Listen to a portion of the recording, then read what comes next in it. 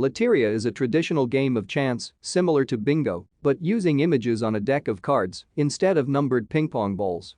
Every image has a name and an assigned number, but the number is usually ignored. Each player has at least one tabla, a board with a randomly created 4x4 grid of pictures with their corresponding name and number.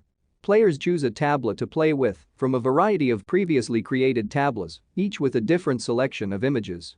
Lotería is the Spanish word for lottery. The deck is compassed with a set of 54 different cards with a picture on it. To start, the caller shuffles the deck. One by one, the caller picks a card from the deck and announces it to the players by its name, sometimes using a verse before reading the card name.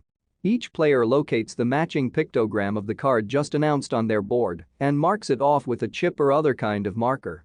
In Mexico, it is traditional to use small rocks, crown corks or pinto beans as markers. The winner is the first player that shouts Lotería right after completing a tabla or a previous agreed pattern. Row, column, diagonal or a pozo. Lotería de Pozo is a variant version of the traditional Mexican Lotería, where the basic rules apply. For this version, before the game begins, players agree on how many pozos are to be completed in a row, column or diagonal pattern.